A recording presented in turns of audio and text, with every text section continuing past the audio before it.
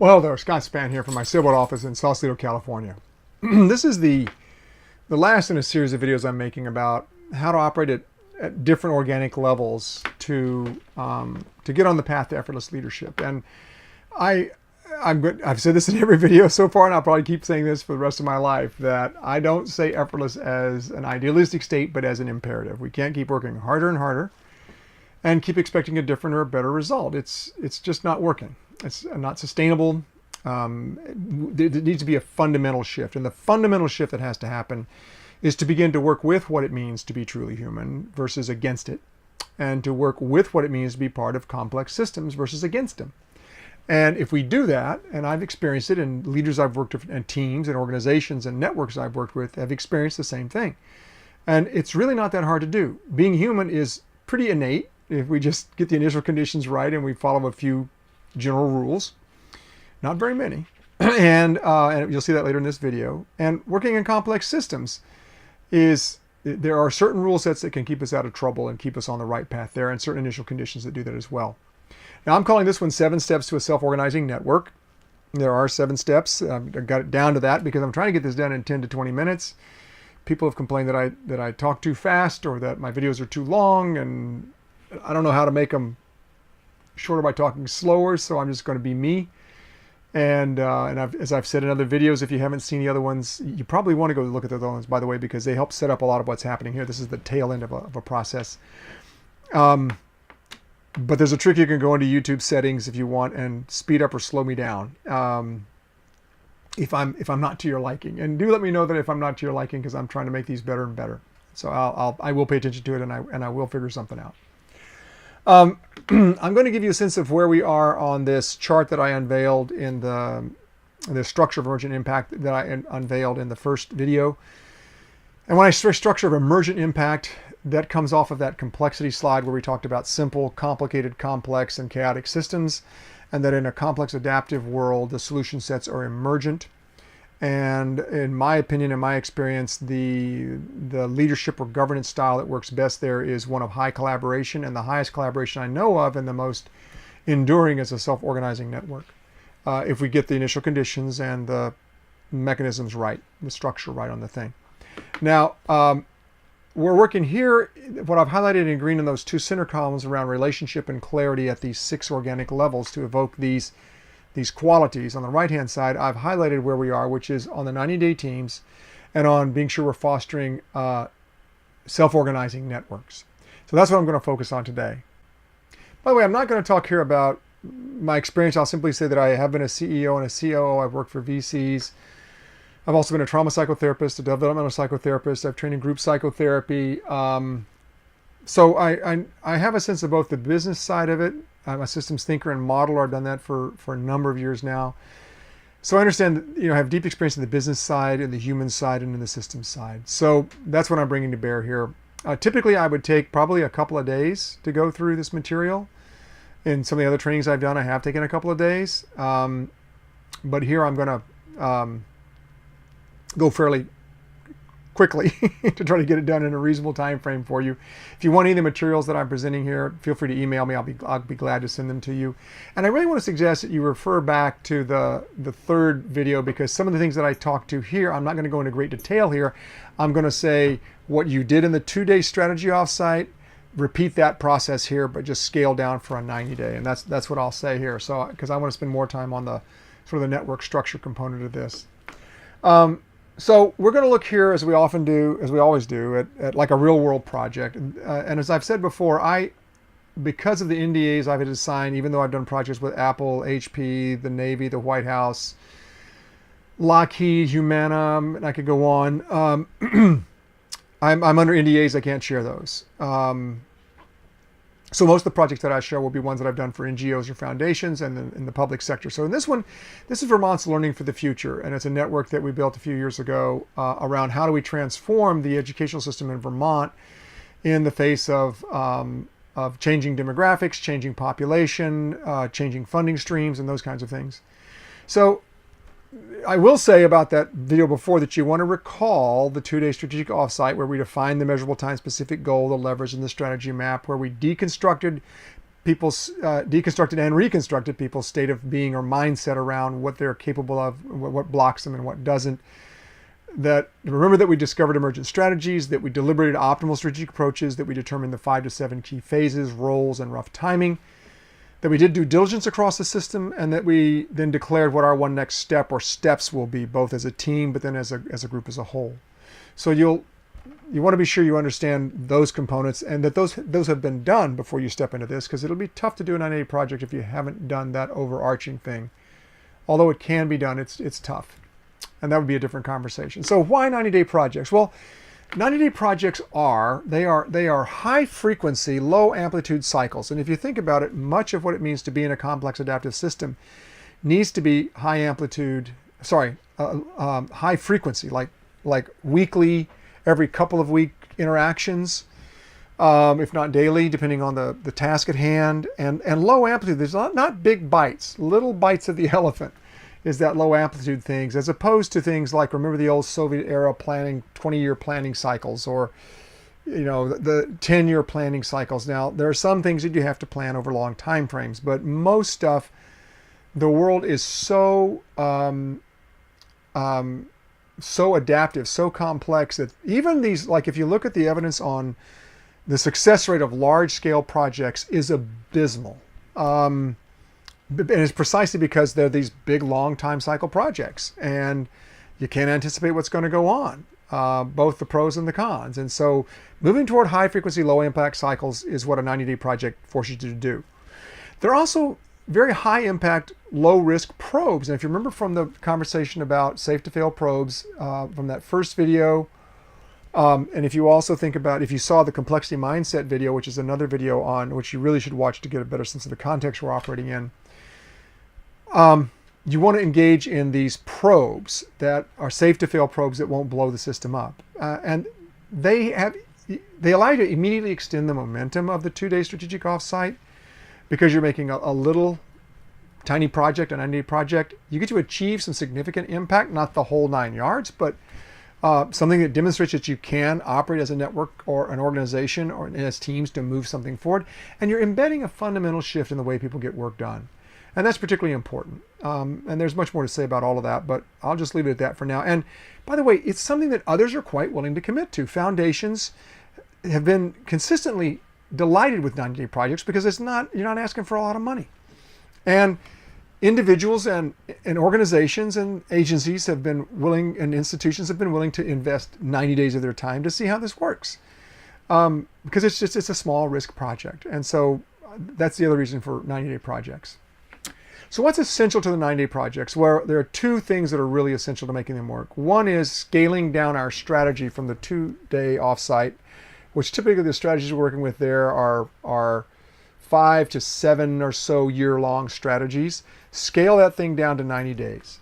And then the second thing is designing the network navigation, like governance, like how are we going to operate as a network to make sure that we're staying aware of one another, that we're staying aligned with one another, and that we're staying in action, that we're not bottlenecking or slowing things down in ways that get in our way.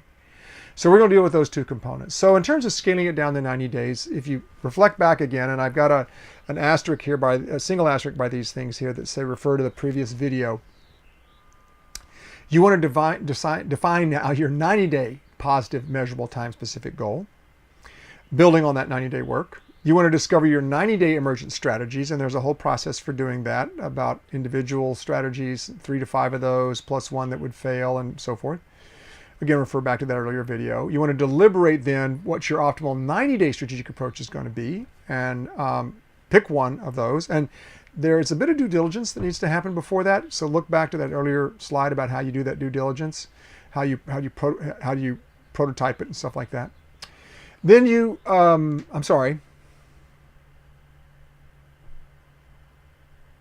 And when you're deliberating that optimal 90-day strategic approach, when you're picking the one to focus on, you're going to want to have cross-pollinated. There's more about that in that earlier video. Then you're going to want to determine your 5 to 7 key interdependencies. Now, I've got two asterisks by that to remind me to say that this is a system, and this is particularly important, that because you're teams and you're working toward a shared goal, there's going to be reliance between and among the different teams, and you need to pay attention to that reliance and need to honor that reliance by calling out those interdependencies and making sure you're paying attention to those interdependencies. And then you want to design, what are the tasks, the roles, and you want to RACI chart those. That's that thing about who's responsible, accountable, to be consulted, and to be informed. And there's a form for that. I'll show you an example of that in a moment. And then you want to do due diligence across the system. And then look at the prior video for that information, and then declare your one next step. And again, you can look at the prior video for more of that, but I'll say a little bit more about that here. So I want to now move toward designing our network navigation, because this is an important part of declaring your one next step, which is do we agree we're going to do 90 days? There are 3 things that are essential to the network, or even an organization, or any kind of a large group of people trying to work across a system. We've got to be able to maintain awareness. We've got to be able to maintain alignment, and we've got to stay in action. And we've got to be able to do that at the level of the network, the team, and the individual. So that I, as an individual, if you think about it from the 2 polar ends, somehow the whole network has to be aware of itself. It has to be aligned and has to be in action. And all the way down at the individual level, I have to be aware of what's going on, sufficient to my role. At the network level, if I've got interdependencies that I'm responsible for or subject to, I've got to be aware of how my team is functioning and then align with my team and aligned with the network. And I've got to be able to stay in action in such a way that it supports the action of my team, in such a way that it supports the action of the network. So I want to offer to you that we're moving to this network thing because this whole cross matrix, this matrix organizational function, I'm going to suggest that that's really, we've gotten stuck on the way from hierarchy to network, and we're just kind of stalled in the matrix organization. That if we really were doing this right, we would move full on into figuring out how to get networks to work. And I believe I've got that figured out here, but it's not widely adopted yet. And I want you to test this with me. We got to get this right. All right, so I'm going to play a little video here. Now, I talked in that first video about touching on complexity science, and this is a complexity scientist that back in, was it 89 or 84? He was first wondering, how is it that starlings flock or birds flock? Because you'll see like 30 or 40 birds, and then all of a sudden they go boom, and they're like, how did that happen? And in keeping with this notion that complexity actually isn't that complex, he got to wondering about what would be the rule sets. Not that birds actually operate this way. I think they're actually much smarter than these rules. But how would you mimic flocking? And he came up with 4 fundamental rules. The first one was separation. Just don't get so close to me that we bang wings. Okay, give me some space. And I would say that's akin to autonomy in our network and that individual actionability. The second one is cohesion. Don't get so far apart that we're not a flock. And I would say that that's akin to us being parts of a team and a network. Let's don't get so far apart that we're not part of a team or a network. The third one is alignment. That is, follow the average heading of the 3 birds in your field of view. And that's akin to, being aligned with our other teams and our overall goal, okay, in a sense. And the fourth one is avoidance. So the don't hit a tree or a rock or a building in the earlier models he had, the much simpler models than that. I think he's added something here, which is purpose, or you could call it this maybe goal, which is that green ball. And the avoidance part is that red ball. But when he programs these little agents with those 4 fundamental rules, they flock. So I want to suggest, and by the way, there are other sources for this. Stephen Wolfram's book, A New Kind of Science, and Christopher Alexander's A Pattern Language both speak to similar properties of simple rule sets that resolve conflict or seemingly complex situations, or that nature itself and design itself is really a construct of some very simple rule sets interacting. And it looks complex or it looks sophisticated, but fundamentally it's very simple. And so our job in this work together is to come up with those simple rule sets, and I think I have a sufficient set of those to move forward, or at least to play with them and test them. And I've tested this with several networks now, and they're holding. So I'm showing you this video to say that we can figure out the rule sets and the initial conditions that allow us to flock, to actually function as a network successfully. So I've come up with this thing that I call a flight manual. Now let me, playing on that whole thing, he calls that thing boids, by the way, those birds, boids, B-O-I-D-S. You can Google that as well and find that. I'm going to go to a little bigger version of this if I can get there quickly. So maybe you can read a little better on screen. And here you'll see across the top we've got awareness, alignment, and action. And down the side, we've got network, team, and individual. And there are tools in each one of these, and I can't go into all of them in this 10 to 20 minutes, that allow us to stay aware, stay aligned, and stay in action at these different levels. And I'll just touch on a few of those now. And again, if you want a copy of this, feel free to reach out to me. And I'll send you a copy. You already know in this first bin, upper left-hand quadrant, we have the ecosystem map. Now I want you to notice something.